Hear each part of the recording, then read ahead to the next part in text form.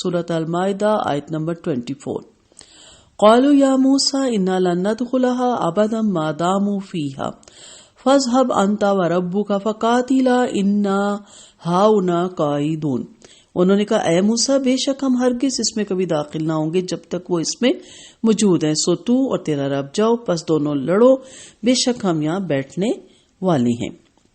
ان دو آدمیوں نے کہا کہ تم لوگ ان پر حملے کے لیے بس دروازے میں داخل ہو جاؤ، یعنی اللہ کے وعدے اور بشارت کے مطابق تمہارے داخلے کی دیر ہے،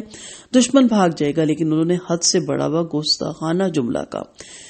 جا تو اور تیرا رب لڑے، ہم تو یہیں بیٹھے ہیں. اس کے برعکس بدر کے موقع پہ جنگ کے اچانک سامنے آنے کے باوجود اصحاب رسول صلی اللہ علیہ وسلم نے کمال عزم و ہمت اور شجاعت اور استقامت کا مظاہرہ کیا. عبداللہ بن مسعود رضی اللہ عنہ بیان کرتی ہے کہ مقداد بن اسود رضی اللہ عنہ نے بدر کے دن عرض کی، اے اللہ کے رسول ہم آپ سے اس طرح نہیں کہیں گے جس طرح بنی اسرائیل نے موسیٰ علیہ السلام سے کہا تھا، فَاذْهَبْ أَنْتَ وَرَبُّكَ فَقَاتِلَا إِنَّا هَاهُنَا قَاعِدُونَ. ہم تو عرض کرتے ہیں کہ آپ چلیں، ہم آپ کے ساتھ ہیں. یہ سن کر ایسا محسوس ہوا کہ نبی کریم صلی اللہ علیہ وسلم کی ساری پریشانی دور ہو گئی.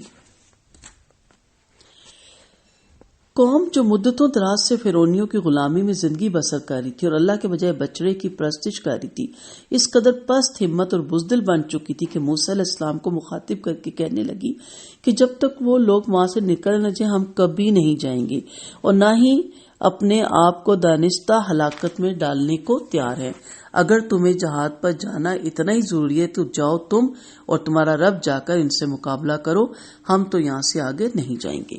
اس سے پتہ چلتا ہے کہ جب انسان کو آرام مل جائے، جب انسان پرسکون ہو جائے تو انسان آہستہ آہستہ آسائش پرست ہو جاتا ہے اور پھر اس کے لیے جنگ کرنا، جہاد کرنا یا مقابلہ کرنا